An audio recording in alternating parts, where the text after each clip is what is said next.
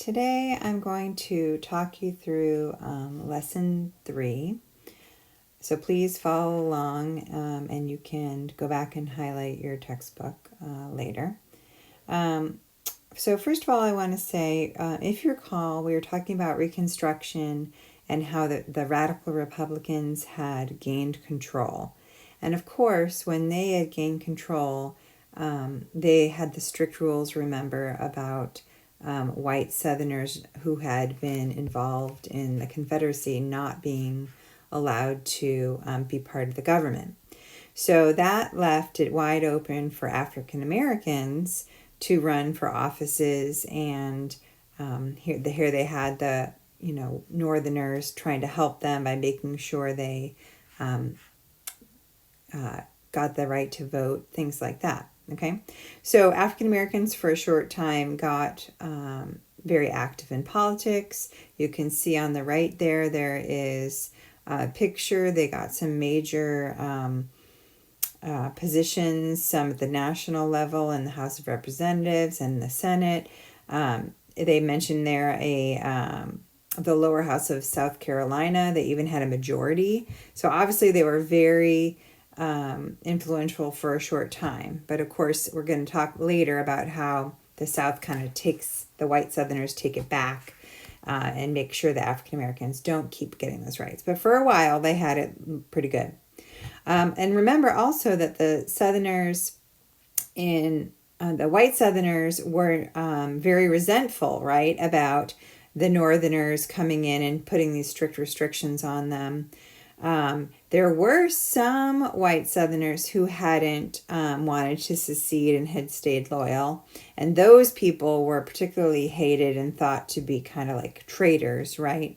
So a name that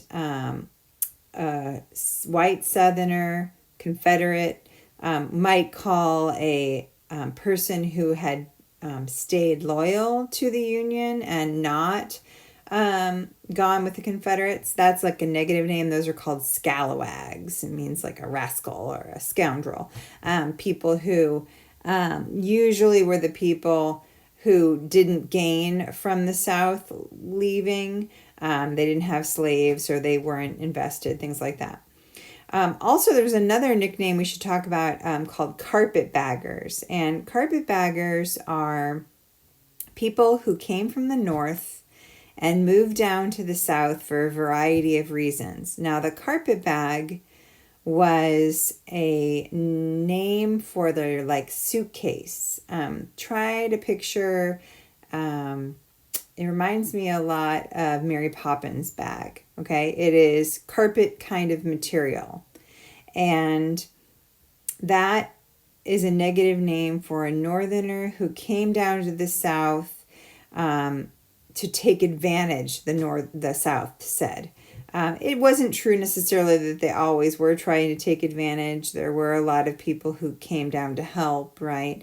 But there probably were some who took advantage too. So anyway, a carpetbagger is a negative name for a Northerner who comes down to the South during Reconstruction. Also, we should talk about how whites tried to still kind of keep the African Americans down, even though they've kind of lost their political power right now. They did things like refusing to rent their land to the newly freed African Americans, or refusing to give them credit. I'm not sure if you understand how credit works too much, but credit nowadays usually means like a credit card, right? You are basically buying things and promising to pay for it later, right, with a credit card. And that idea happened back in these days because, think of farmers. Farmers have to buy seed for their land and tools and things that they need, but then they get their money once their crops are fully grown and they harvest them and then they go sell them. So they often don't have very much money until the crop is ready to sell. So the owners of the stores used to extend them credit, meaning I know that you will pay me back and you can kind of run up a bill, and then you'll pay me back once your crops come in. And so that's extending someone credit. Well, of course, the white men didn't want to give that credit to the African Americans because they didn't think they were, trustworthy, and they didn't want to do that for them. So there's a lot of different things they did that were different how they treated the white men, right? They didn't hire them for any of the jobs. The only jobs they often could do were the terrible jobs that no one wanted, not even the white people. So even though they are free, they're having a hard time doing well, okay? Also, besides like economically, they experienced a lot of violence. One example, of course, is the Ku Klux Klan, which was, I'm sure you know, a secret society that would beat up people or intimidate people, even kill sometimes people.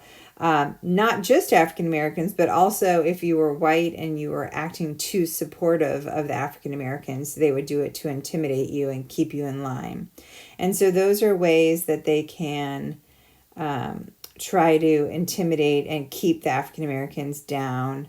Also, they would maybe, the Freedmen's Bureau was building new churches for the African Americans, things like that, or schools, and they would sometimes set them on fire, right?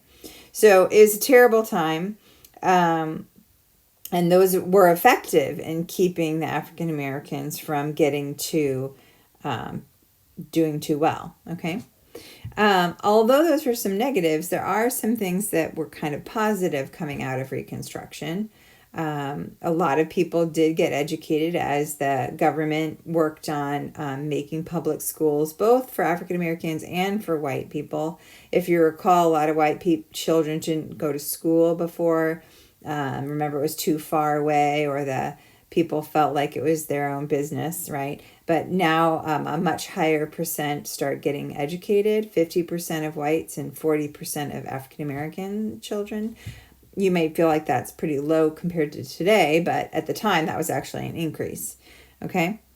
And this is where the first colleges start. There's many famous ones that we have today, like Howard University or Morehouse. Those are colleges that started back in these days from the very beginning, and they're all African American, and they were started back then. They mention the word integrated here. I know you talk about it more later in the 1950s, 60s in your English classes. Remember that at this time, very few places had any kind of integration. They were kept separate, right? The other thing is, since they're having such a hard time, many African Americans ended up having to work for the white men, and usually that system was in sharecropping. So sharecropping is just kind of like it sounds. You work the land that a white person owns. Sometimes sharecroppers were white, actually, too, poorer whites.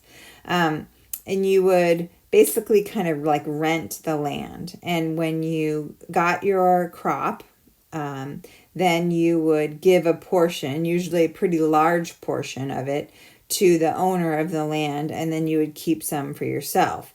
And usually the owner was pretty darn greedy, and you would get a very, very little share to keep, and after all your expenses and everything, you're barely surviving. So sharecroppers were pretty poor, but at least, the African Americans were free. It's just they're not really doing that much better. Okay? All right, I'm going to stop there.